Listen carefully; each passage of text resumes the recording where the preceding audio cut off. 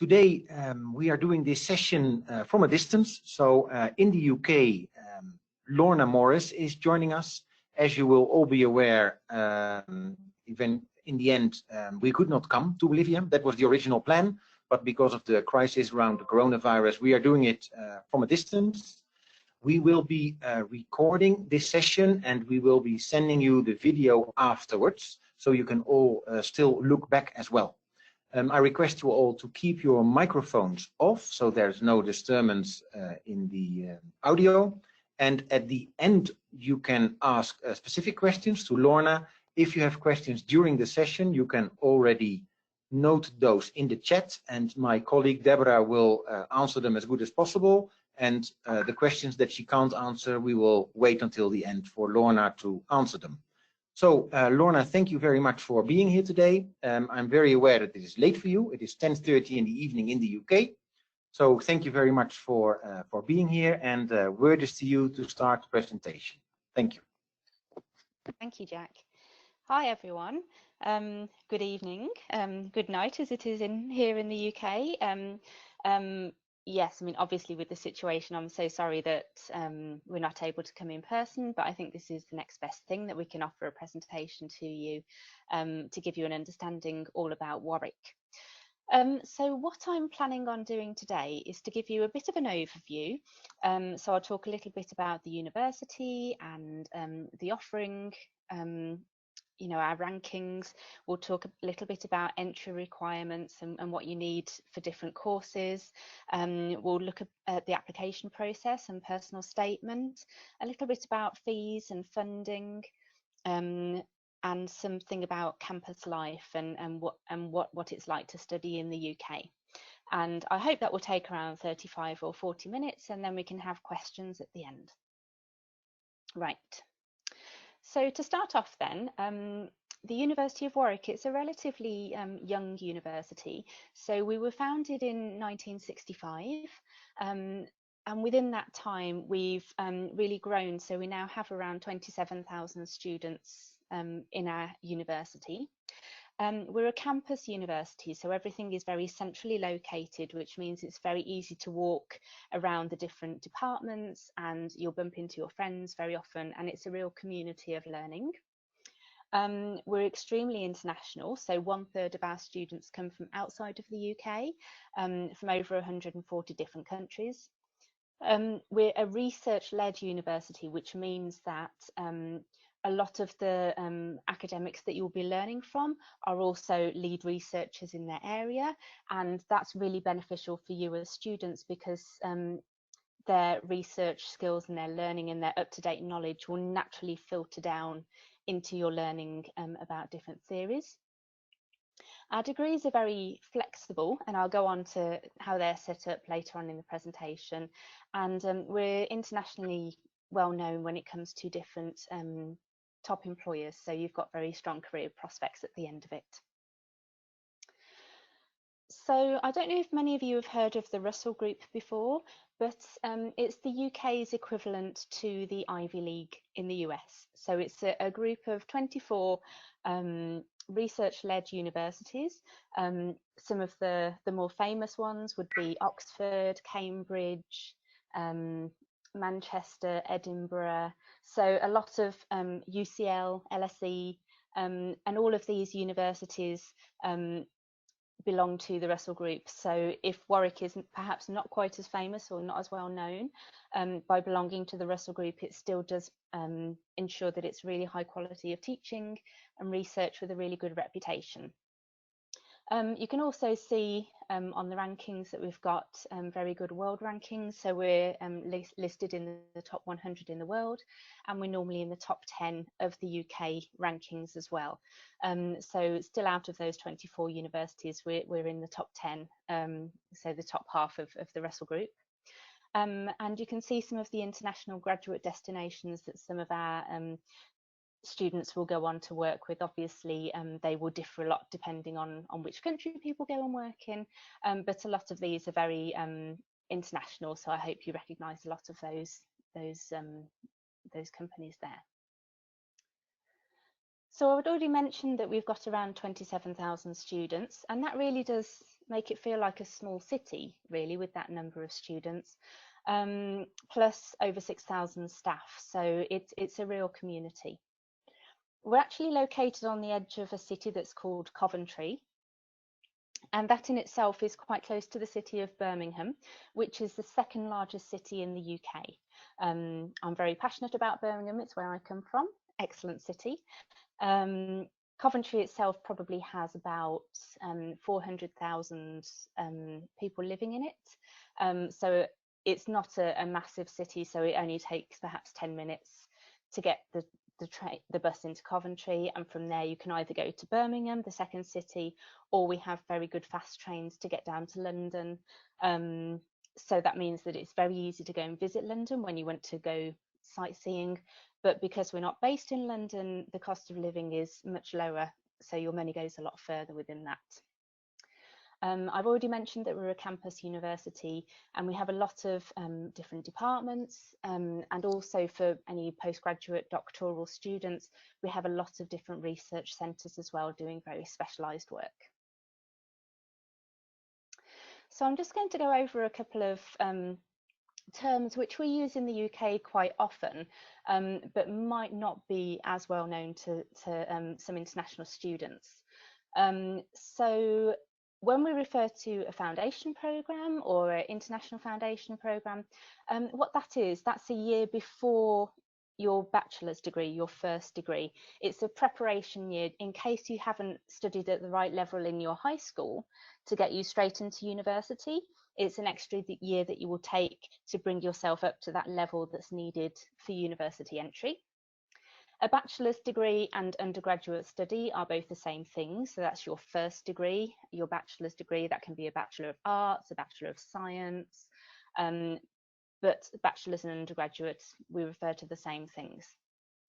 With your bachelor's degree, you can do different types of degrees. So you can do a single honours, for example, a Bachelor of Arts in History, or you could do a joint honours degree in perhaps maths and philosophy or something.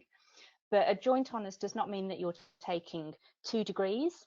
It means that you're taking 50% of one and 50% of the other to combine to make a whole degree. So it's not a longer process. It's still typically 3 years in duration. It's just that you can split it into different subjects. Within master's programs now, the most popular sort of master's programs that people look at are what we call a taught master's degree, which is a mixture between taught classes and a research project. And a research master's is a lot less common in the UK, and that's like a very small PhD. So it's just a 1 year where you do nothing but research a particular project. But most students will come on to do the taught masters, which has got a mixture between learning new skills and being taught by academics, and then at least a third or 50% of your final project will be on a research project that you will work on over the summer period.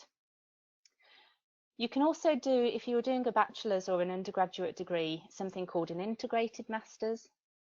And this means that it's all your first degree, but you add an extra year on before you graduate and you come out with a master's degree. But I don't think we need that too much at this point, so I'll skip over that one. Doctorate, PhD, that's your research degree, which is the next point on there. So all of those is basically the same thing. A doctorate or a PhD typically lasts 3 or 4 years to come out with a doctoral title. And a postgraduate degree can refer to either master's or a PhD or a research master's, any of those sorts of qualifications. So I hope that makes it a little bit clearer to you if there are any confusion. So for our bachelor's or our undergraduate courses, these are a list of some of the departments that we have at universities. And again, I've written that single or joint honours can be done. So anything that is listed on our study pages, which you can see on the link there, you will find courses on. But for example, we won't have courses in absolutely everything, you know, so perhaps we wouldn't have, oh, I don't know, biology and history, because they're not particularly good courses that go that well together. So if it's listed on our study pages, you can apply for it, but you can't necessarily pick any of those two and match it together to make a degree. But we also do have some wider degrees around liberal arts or sustainable development, which is quite a hot topic in the world today.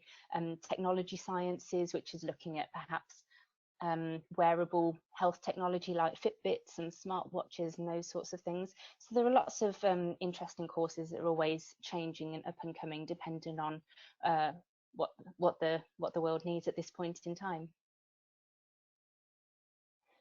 For master's study, and I'll talk about this in a little bit more detail because I believe that most people here will be looking at master's degrees. You'll see that we've got three main faculties in arts and humanities, science and engineering, and our social science courses as well. And within these, you'll find lots of different degree titles. So if you're just looking for a degree in business, for example, there will be a lot of different degrees that you could perhaps look at. So for example, a question that we get asked quite often is, I want to do an MBA. But actually, when we start talking in more detail about exactly what you're looking for and what you're hoping to learn from your degree, we might find out that you're actually better suited to a degree in finance or a degree in marketing or a degree in supply chain management or something. So there are lots and lots of different degrees out there that incorporate business, but are also a lot more focused in certain areas. And what you'll see on this next slide is I went through our website and had a look at all of the different degree courses that have either business or management in the title, and we actually have 24 different programs. So you know, there's a lot of different choice out there. So if you're just searching for a business degree or a biology degree or something, you know, like, do have a really good look, because you might be surprised at the number of different courses, and really find the one that is best suited to what you're looking for. These are from 5 different departments that we offer. So obviously the business school is in there, but we also do business degrees linked with biology. So you'll see we've got some in biology, biotechnology, bioprocessing and business management. So even though it's a technical degree in life sciences, there's still that business aspect of it, because most people that want to do a master's naturally want to progress up the career ladder, which normally brings some form of management with it. So there are various ways that you can still get skills in certain areas, but still learn a bit more about management and business to help you along with that.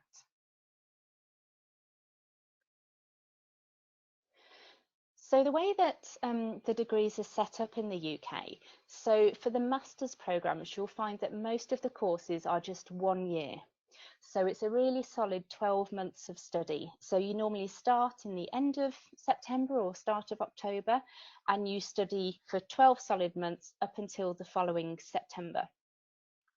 So within that time, in a taught masters, like I talked about before, you'll have a mixture of classes that you do and a research project that you work on as well. So if we look at, I've taken these examples off our Politics and International Studies website, and there's actually only 1 or 2 modules that you absolutely have to take in one particular course. So I believe this one is, we're looking at international development as a course, but then all of those separate little boxes that you should be able to see on the screen, those are the different classes or modules that you can take within that.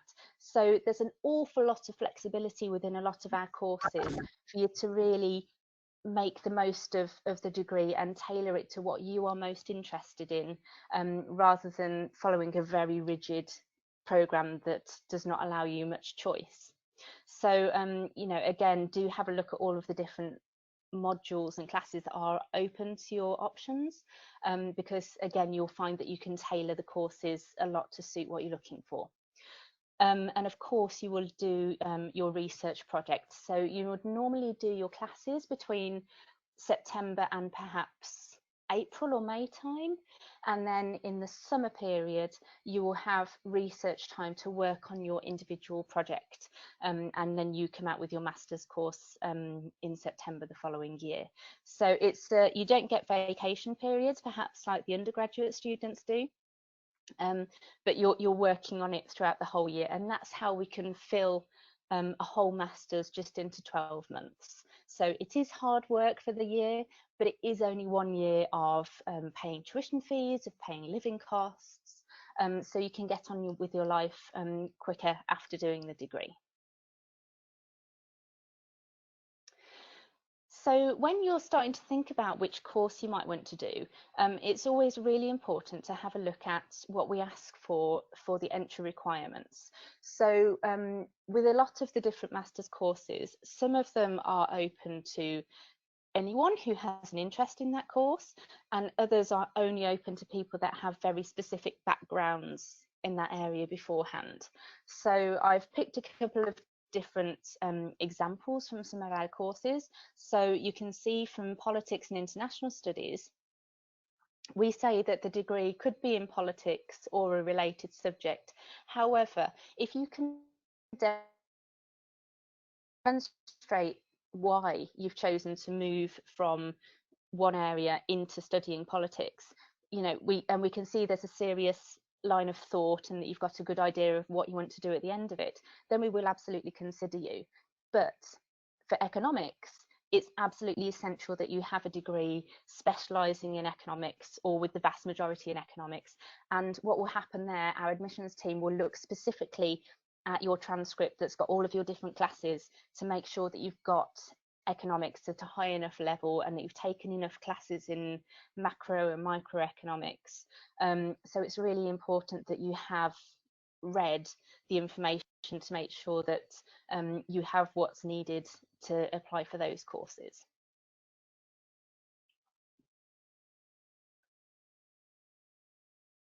Oh, okay. So you might have seen from the slide before, a lot of the what we ask for is what we call an upper second class honours or a first class degree. So actually what I've done on the next slide is to just give you some examples of what it works in the UK system. So rather than having a GPA or a percentage, we have classifications. So the top classification you can have is what we call a first class honours degree. And then you've got second class honours, and they are divided into two. So an upper second class honours is equivalent to a very good, and a lower second class honours might be equivalent to a good. And you will see that most of our courses will have either a first class, a 2-1 or a 2-2 in the requirements. They differ very much from country to country as to what those equivalents are. For Bolivian students, I've given you a rough estimate depending on the type of university that you're going to, but if you've got really specific questions about that, then do check with Inova or myself, and we can help give you a bit more information about that.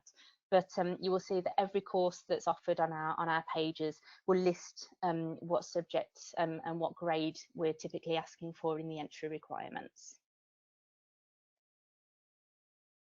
Now, English language. So you will also find on our pages or in our prospectus that there's a band for the level of English that you will need, and it's different for different courses. So for example, a more science-based course like mathematics or biology, you will find that the level of English is perhaps lower than if you were studying law, for example. And that's to be expected, because in law you're writing more essays and you need to have that better understanding of the language. So we would ask for a higher level of English in certain courses compared to others. We accept many different English language tests. The most common requirements that we ask for is either a 6.5 in IELTS or a 7 in IELTS, but you can see all of the different comparisons that we ask for the different bandings. So if TOEFL is preferable in your country, then that would be a 92 or a 100. And you can see I've just written the different requirements for reading, listening, speaking and writing as well. So you can see there are minimum requirements that you need to get in each of those components. But what I would say is that if you are applying to different universities, all universities have their own specific English language requirements. So what we list for our courses might be different to what other universities ask. So do make sure that before you're starting to take those English tests, that you know exactly which universities you're going to apply to, and that you're taking a test that is accepted by all of those different universities, because there can be a little bit of difference between different universities as to what they accept. So that's just a good bit of advice for you to make sure you don't have to spend too much money on different English tests. So when you're applying to a university like the University of Warwick, I mean, it is a very competitive university. We do get an awful lot of applications. I believe last year we had about 80,000 applications just for our postgraduate courses. So it is a very, very competitive process. Now, I'm not saying that to put you off. You know, if you're a good student, then we'd love to have an application from you. But just to give you an idea of the competition that's faced and some of the steps that you can take to make sure that your application is as good as possible, not just for Warwick, but any of the other top universities that you're thinking of applying to.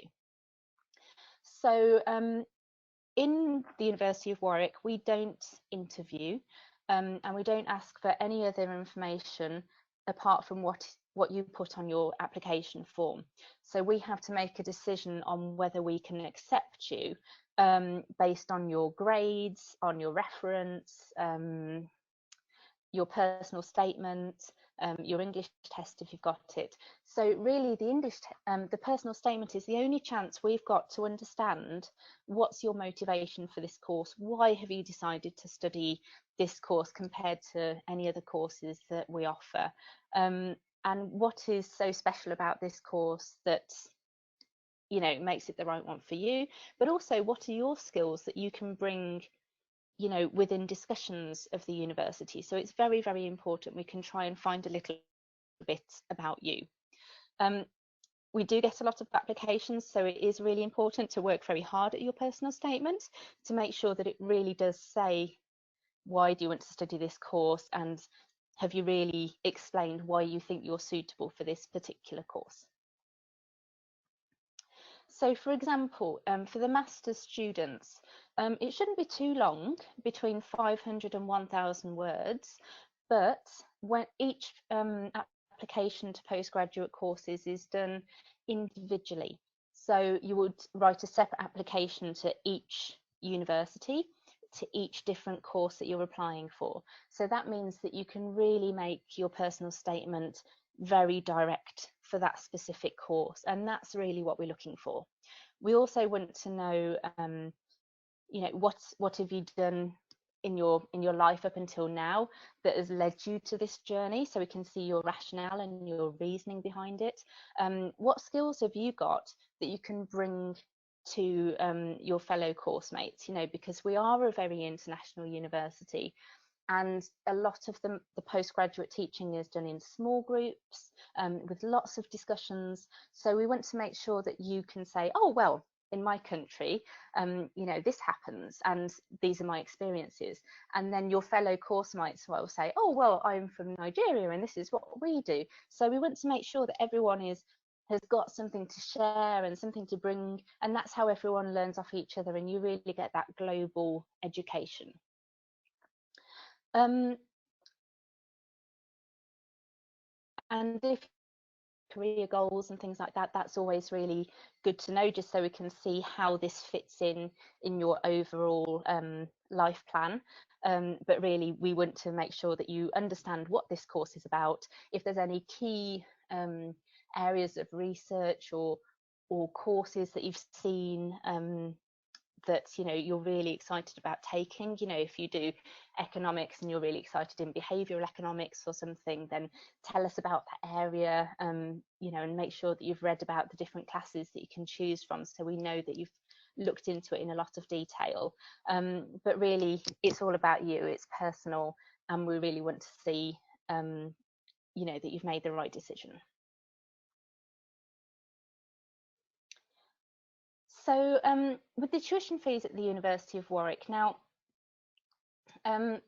the courses are only 1 year. So if you think about it in terms of overall pricing compared to places like the US and things like that, you know, it still is very good value for money.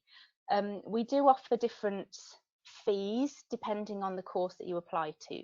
So perhaps the lower band fee might be more for history or law or politics, those very classroom based teaching, but the higher level of fees that would be more for engineering, biology, so those science based ones which naturally occur, have more costs associated to them because of the laboratory work and those sorts of things. The Warwick Business School, which is probably one of our most well-known departments, has again a separate fee structure that's between £29,000 and £35,000, and our MBA is around £40,000. However, there are quite a lot of departmental scholarships and tuition fee discounts, and I will go on to those to talk to you about those a little bit later. So I did mention before that the University of Warwick is not in London, and therefore the cost of living is a lot more affordable than it would be if you lived in central London. Central London is normally, I would say, a good 50% more expensive than living outside of London. So at Warwick, you know, the typical cost you'll find in most places is probably £1,000 or £1,100 per month. It will very much depend on the type of accommodation that you live in. So if are you living in a shared house, are you living in a hall of residence where you share the facilities, or have you got your own private flat, or have you got a room that's got its own private bathroom attached to it? So there are lots of different things that can be involved in the cost, but as a very rough average, you're probably looking at around £1,100 per month normally, and that will cover everything from accommodation, food, travel, small social fund, and most students can find they can live very well on those costs. So I mentioned a little bit about scholarships earlier on. And these are very specific to different departments. So there are some departments in the university that perhaps will offer a full tuition fee discount. For example, the School of Law offers a number of full fee discounts. They only offer 3 or 4 of those, and it's very much done on merit to make sure that we're getting the best and the brightest. But there's normally separate application forms that you can do in order to get those scholarships. But most departments, I would say, if they do offer a scholarship, it's between 20 and 50% discount off the tuition fee that you would be looking at. So, for example, with the business school, if you were to get a 50% discount, you could easily knock those fees down to perhaps £15,000 for the year. We also have collaboration with Achieving Scholarships. So we have an awful lot of students coming to us that are Achieving Scholars from all around the world. I believe this year we've got Achieving Scholars from over 33 different countries just at the University of Warwick. So we do attract very high quality from all around. And if there are any other scholarships that you can apply for within your home country, it's absolutely fine to mix and match the scholarships. So I would say apply for those departmental scholarships, apply for any other funding that you can see. It's much better to be in that situation of having too much choice than realizing that you've set all your hopes on one scholarship only, and then when you don't get that, you find that you're in a bit of a pickle. So do have a look at the different departmental scholarships. They do normally have separate application forms. So some of them might say you need to have submitted an application to the university for your chosen course before you can apply for the scholarship. Others might say you need to have actually applied and received an offer back from the university before you can apply for your scholarship. So make sure that you read those those criteria quite carefully, and most of them will be looking at the merit. So the higher grades you've got and the better student that you are compared to the rest of the applicants, the better chance you will have of receiving a scholarship. There are a couple of departments of our larger departments that actually offer an automatic bursary from some students from Latin America. So we have a department called Warwick Manufacturing Group, which offers courses in business, supply chain management, cybersecurity, service management, lots and lots of different courses, and they automatically give a discount of 25% to all students from Latin America because we like you. And then you could get an additional scholarship that's based on merit to perhaps move that 25% scholarship up to perhaps 50%. So some departments give automatic discounts, but the majority give them that's based on your academic skills and your abilities. So, campus life at the university. I hope this video works. So I've mentioned that we are a campus university. So it really does feel like a small city, and I'm very biased. I went to a campus university, I work for a campus university, and I feel that the sense of community that you get on a campus is really something quite special. So you can see that our university is very green, there's lots of spaces, we've got lots of different facilities for all of the students to enjoy. And there's accommodation on campus, there's accommodation in the local area. It's very easy to get around, but it really does feel like a small city with all of the different opportunities that you've got. So our campus has a supermarket, it has a hairdressers, a travel agent, restaurants, banks, a cinema, a theatre. It really does feel like a small city with all of the different opportunities that you've got. Apart from being wonderful as campus, I think another advantage is that it's a true learning environment. So yes, there's always things going on campus. There are lots of clubs, societies. We've got a big TV screen that might show the football matches or Wimbledon and things like that. But it's also very easy to go into the library, to get together with your fellow students and work through your university work together. It's very easy to get the most of those intellectual networks and just meet up for a coffee or somewhere. And by everyone being together, it's just very, very convenient to do that. The campuses in the UK, they are open campuses, so they're not behind gates with security in order to get in. It's an open campus, and again, that's because our arts centre that has the cinema and the theatre is actually open to the whole community. We do have security that patrol our campus, but it's very much there.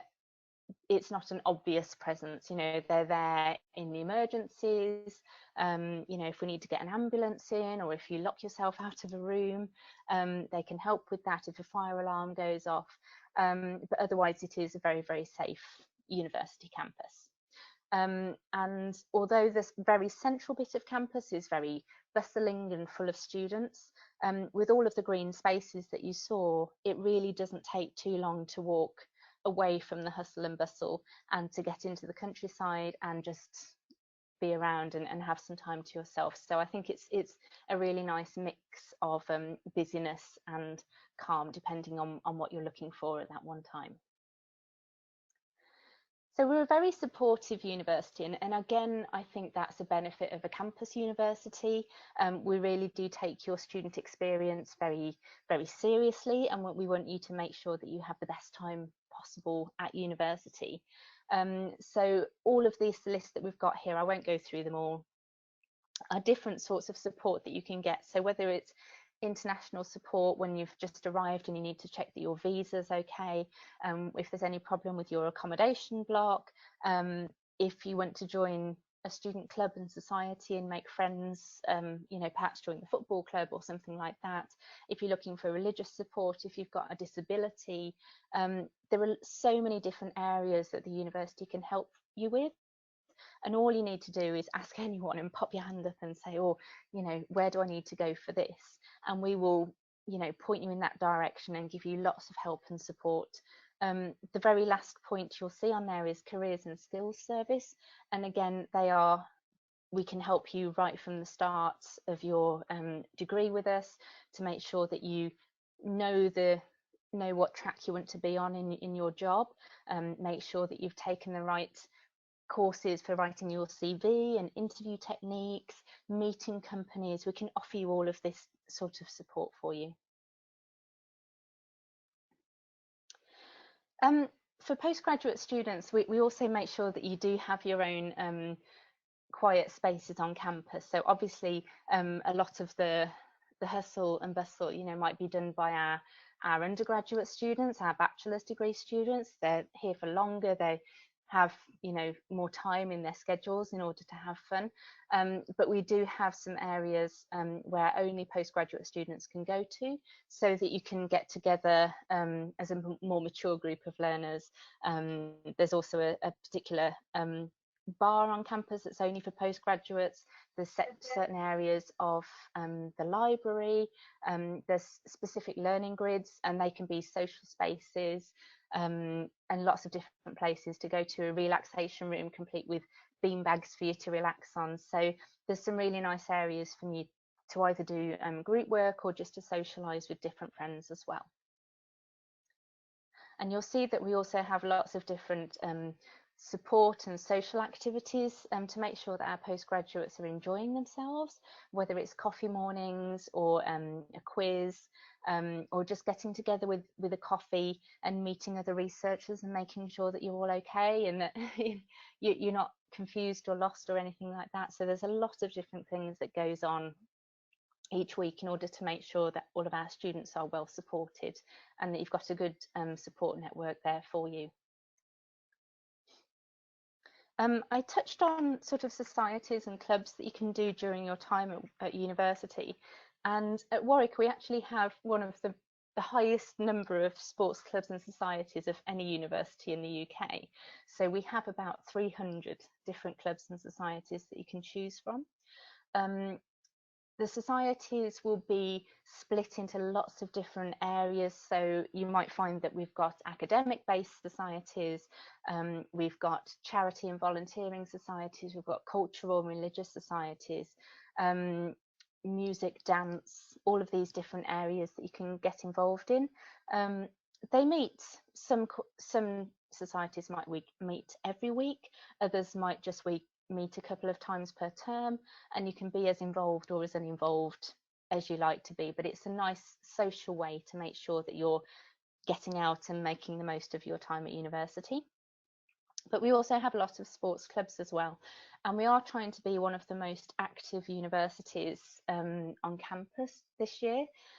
So this picture is our brand new sports centre, which has been open for less than a year. It's absolutely huge, and I keep thinking I might leave my own gym to go to this university gym because it's just so nice and so new. And it's got a climbing wall and a swimming pool and all of the badminton and the squash courts and basketball courts and everything. And again, all of these different clubs and societies you can go to, and if you want to try out and join the competitive elite team to play against other universities, that's fine, you can do that. But if you just want to do it for fun and for fitness and to learn something new, that's completely fine as well. But just get involved, that's probably the main thing, you know, because that's a really good way of making new friends. So nearly at the end of it now, so just to summarise, Warwick's one of the top universities in the UK, that's very much based on research, which really filters down into the way that you're taught. The different types of courses that we offer, there's a huge array of different courses that we have, and within those courses themselves there's a lot of flexibility when it comes down to choosing the different classes that you can learn from. We've got fantastic links with careers in the UK and internationally, and we can give you a lot of help and support when it comes to preparing you for your new career, whether you're looking to get interview techniques or anything else. There are some scholarship opportunities, and it differs from each department, but there are some extremely good scholarships out there, as well as Chevening. We have a lovely campus with lots of different international students and UK students, and lots of different things to enjoy, and some really nice specific areas purely for postgraduate students. So that's the end of my presentation, and what we'll do now is, if it's okay, I'll invite some people from Innova back in, and to see if there are any other questions that you might have that you'd like to ask me now. Okay, but thank you so much for your attention.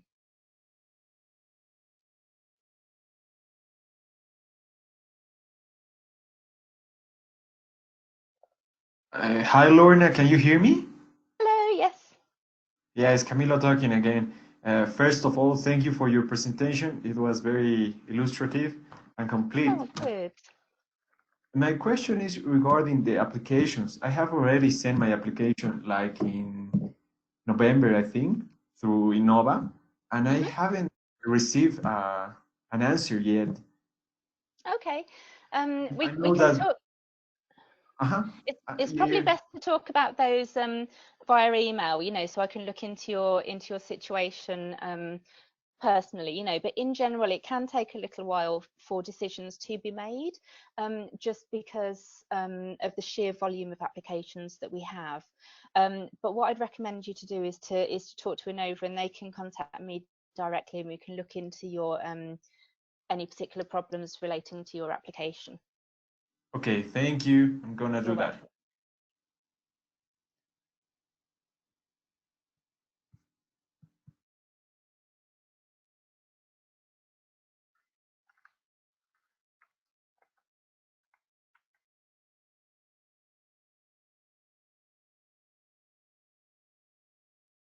Does anyone else have any questions?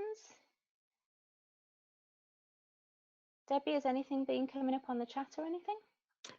Yes. Catalina is asking, as an undergraduate student, I would like to know if life sciences include medicine. Okay. At Warwick, no, we don't offer medicine as a particular degree. We offer things like biological science, biomedical science, we do health science, but those are all subjects that are linked and close to medicine, but it's not a medicine degree. So if you're looking to do medicine, you would need to find the universities that offer the specific medicine course. Now, with medicine, you always make 4 choices for medicine courses, and you've got 1 extra choice. So you could look at Warwick's biomedical science program for that. But there are also postgraduate ways of training to be a doctor as well. So perhaps doing a degree in biology first if you're not 100% sure that you want to be a doctor, but you want to do something around medicine, then you could maybe do a different degree first, and if you think, no, I definitely want to be a doctor, then you can always transfer to do medicine later. But if you know right from the start that you want to do medicine, then have a look at those universities that offer it straight off. Okay, thank you, Lorna. There's another question from Patricio. When would you recommend to start my application? Okay, lovely. So because the applications can start up to 1 year in advance. So if our courses always start in October, the application normally starts from October the year before. You can apply anytime. The absolute latest is June, but please don't leave it that late, because there's a lot of documents and everything that you need to get together, and it can sometimes take a couple of months in order to get your decision back from the university. And also, if you're looking for funding, then some of those scholarships that I talked about might have deadlines in perhaps March or April time. So if you applied later than that, you might find you've missed out a lot on the different funding options. So it's always a good idea to have a good think about when you'd like to come, and to make sure that you're giving yourself enough time to look at scholarships and the application process, and getting your visa and everything like that. So, but I definitely your first step would be to chat to my lovely colleagues at Innova, because they can help you with all of the processes and with your application. Yes, Patricio, we recommend to start a year before the start of the program, so that you have your offer in time, and if there's any opportunity for scholarships or for any other kind of loan funding, that you already have what everybody will ask you for to have been accepted to the university. So you need your offer. So it would be a year before. And yes, we can help you out with that. So Patricio says thanks. And there is another question. Oh yes, I see, about age restriction for scholarships. You can see them. Great. Yes, I've got them in the chat. Yes. Okay, great. So for the age restriction for scholarships, but for most scholarships, when it comes to departmental scholarships, no, we have no age limits when it comes to applications from students or anything like that.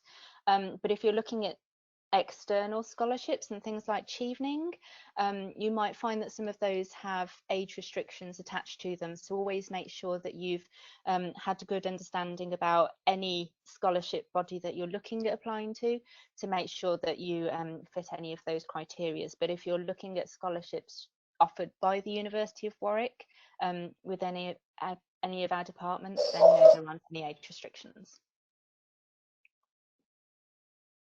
Oh, another one from Magali. How can I find not specified? Psychology and behavioural sciences. Okay, so with psychology and behavioural science, we do have a programme that's under the psychology department that's called Behavioural and Economic Science. And that is a course that's from 3 different departments, so psychology, economics and the business school. And you can take that if you've got a background in the sciences or psychology, and you will be given introductory levels into business and economics. So I would say that that's probably the best area for you to do. And in the application letters, can I suggest research lines for research programs? When it comes to applying to the taught master's degrees, if you've got a subject that you're really interested in, then absolutely tell us about it. We want to know that you're excited about the course.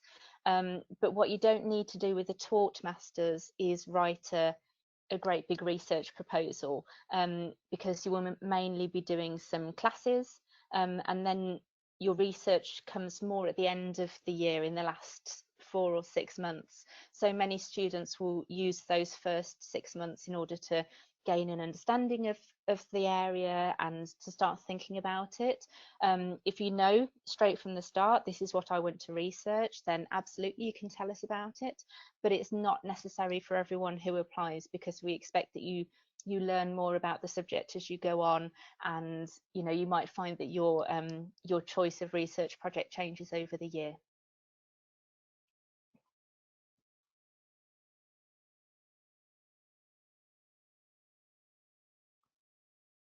Oh, another one from Mercedes, lovely.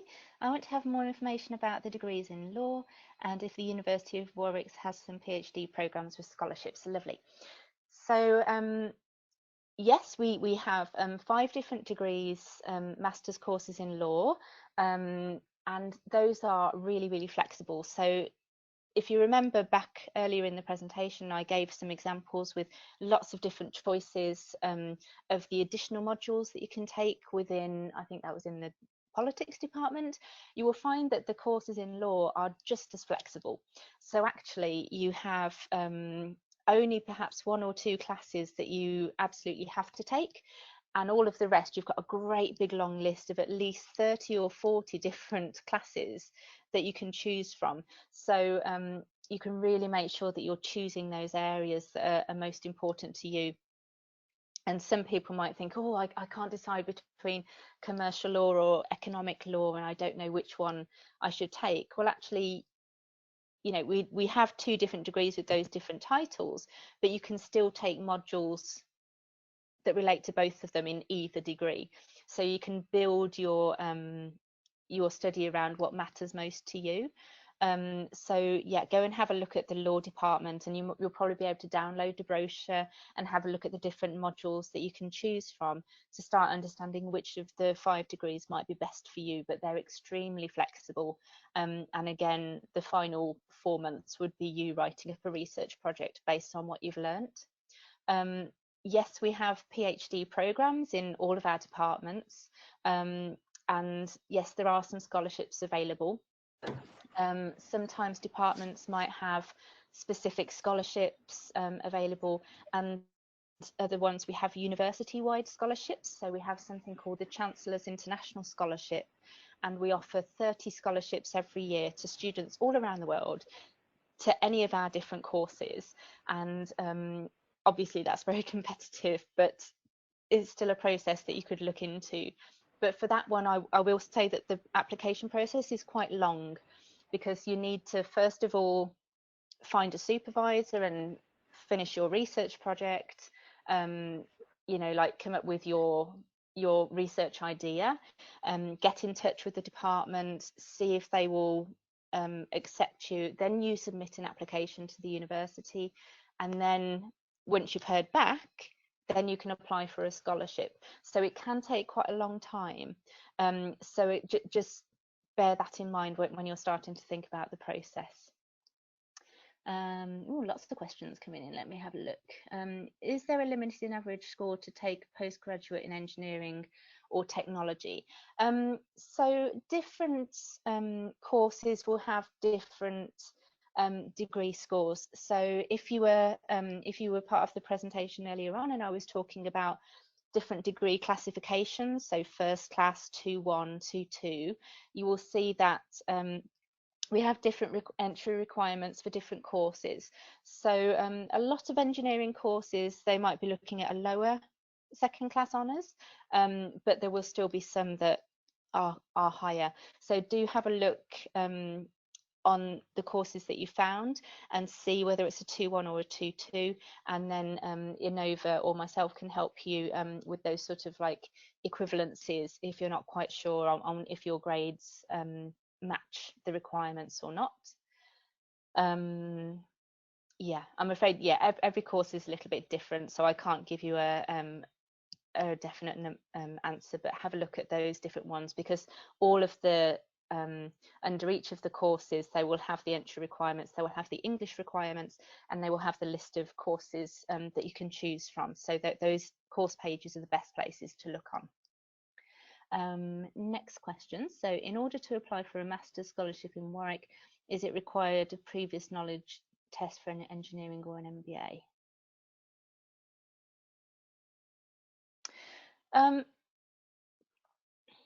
When it comes to scholarships, then, I mean, as I've said before, some courses you need prior knowledge for, and other courses you don't. But there could still be scholarships in the ones that don't, but you just need to make sure that you've written a really good application. So when we're looking at scholarships and we're looking at what we say merit-based, means that the higher score that you've got, the better, but also you need to write a short statement about a scholarship, and that should be what skills do you feel that you have that will help you on the course, and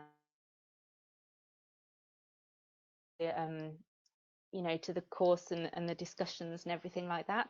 So it really needs to be, you know, not just I am very clever academically, but these are the wider skills that I can bring. But like I say, like the departmental scholarships, they are competitive, but they're based on merit, and they want to see that you are dedicated and really, you know, very much, you know, looking forward to doing the course. That will set you in the best stead. You will also find that when you're applying on different departmental websites, they might say, you know, in order to fill out the application process, answer these questions or write a short paragraph explaining XYZ. So again, make sure that you read those informations very carefully, and don't just go off on a bit of a talk about yourself and forget to answer the main question that they're looking at, but it can be different for every different department. How do you know the grade of the Bolivian university that you studied in? So Innova and myself can help you with that. We have some external facing information. So typically, if you applied, to a very well ranked public university, it would be a certain percentage. If you went to a well ranked private university, it will be a different percentage. And we have those on our website. But if you're not sure about anything, then either myself or Innova can give you that help and support to make sure that you've got the right requirements, because it's always good to check that. You don't want to pay your application fee and then realize that it's not good enough. So absolutely, myself and Innova can help you with that. And if you send Innova an email with your details, then we can look into that for you. Oh, Camilo answered. Are there any MBA programs and when are the deadlines? Yes, we do have MBA programs. We have two different types of MBA programs that are suitable for students from Latin America. So we have online distance learning MBAs. So that can be done while you still keep your job in your home country, and you do it part-time alongside your work. And obviously that can take 2, 3, 4 years in order to do that. Or you can come for a 1-year intensive study and do your MBA full-time at the University of Warwick, which just takes the 1 year. We normally have entries definitely in October.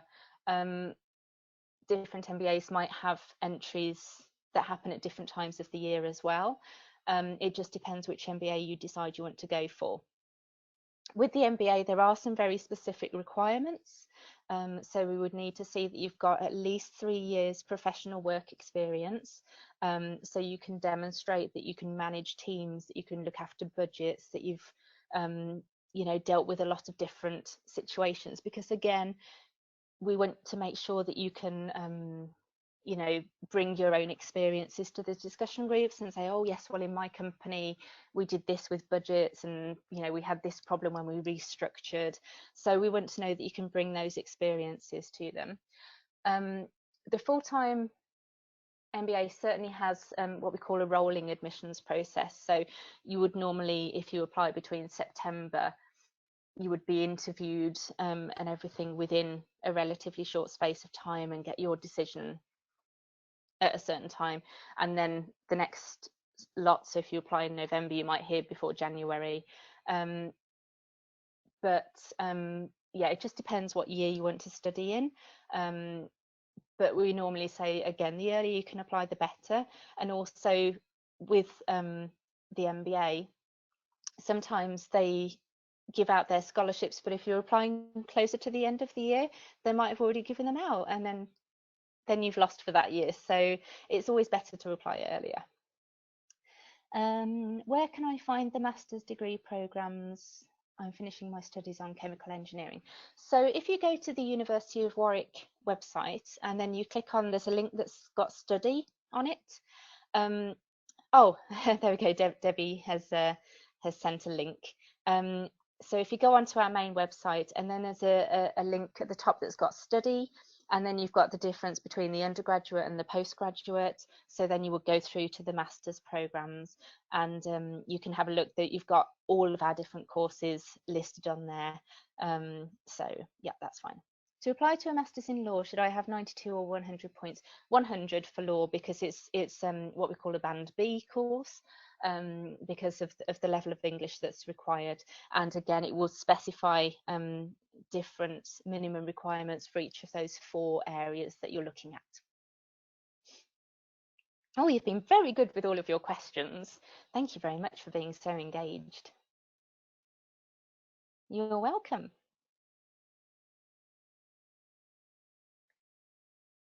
Does anyone have any last questions or anything that I can help with? Just wait a few more minutes. There's one extra from Esteban, Lorna. Oh, he says that he got accepted. Yes. Do you see it? No. No, okay. So Esteban says, thank you for all the tips. I got accepted for the Masters in Economics, and I would like to know if there is any funding opportunities for this particular program.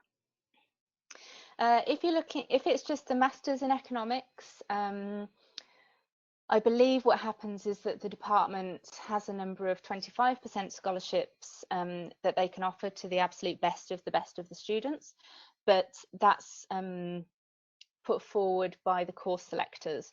So there's nothing that you can do in order to apply for those ones. You might receive a letter closer to the start to say, hey, we've given you 25% discount, but there's nothing specific that you can do in order to apply for that scholarship. It's only at the department's choosing based on those people that they make offers to. If you're looking to do the Masters in Research in Economics, then there's more funding available for that, and the MRes to go on to the PhD, it's a very specific learning process, so that you do the Masters of Research and that entirely prepares you to do the PhD. So because in the long run you're doing a PhD, there's more funding sort of thing. So slightly different courses again have different different requirements for scholarships. Oh, another question. Is it possible to get an MBA scholarship without work experience? At Warwick, no. But we have a lot of different business related courses. So it depends on the sort of business course that you're looking to do. So if you've got business experience, you know, if you've already studied international business or something like that before, you could look at a master's in marketing or a master's in business analytics and all of these different areas. None of those different master's courses need prior experience. The only one is the MBA, and for that you must have 3 years work experience. But the MBA is by no means the only master's that's out there. So, you know, do have a look at all of those other courses, because you might find there's one that suits you better at this time in your life. I worked for 3 years as a credit advisor. That kind of experience used for the MBA program, or I need another kind of experience. What the MBA looks for is professional work experience. So they want to know that you're working at managerial level and you've got experience of some form of management. So whether that's managing teams, managing budgets, project management, they want to know that you've got that higher level experience, so that you can bring that into discussions.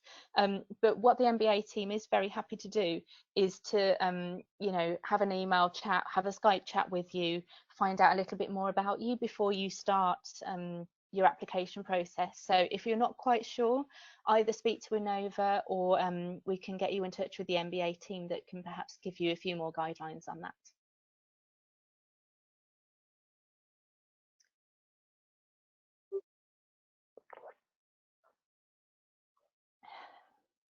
Oh, I've been doing a lot of talking tonight. You're welcome.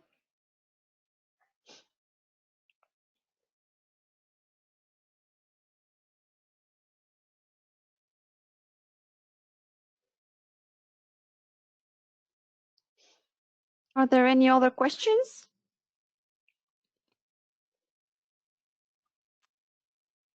I think not.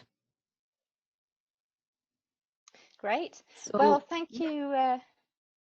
Yeah, thank you ever so much. Another question's just come through. Is it still possible to apply for September 2020 data analytics program? Technically, applications are still open, but I would recommend that you speak to Innova to make sure that whether there's time for them to fully support you with the application process to get a decision in time for September of this year. So, you know, it can take a long time to get your documents together, to get things translated, to get a decision back, to get your visa sorted. So do get in touch with Innova, because they will be able to support you the best through the process. Yes, please do so. We can find out if we're still in time. So I think that is all for now. Thank you very much, Lorna. No, thank you, Debbie, and thank you everyone else for for your attention and for having so many questions for me. It's been great.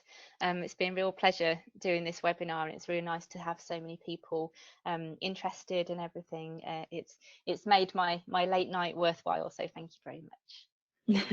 Thank you, Lorna. So just for everybody to know, we recorded this session, so we'll be sending it to you via email, so you can look at it again in case you want to see again and revise all the information. And we will be in touch with you so we can answer any questions, or we can start helping you with your applications. Thank you, everybody. And Thank you, everyone. good night. Bye. Good night, Lorna. Thank you. Bye-bye. Bye.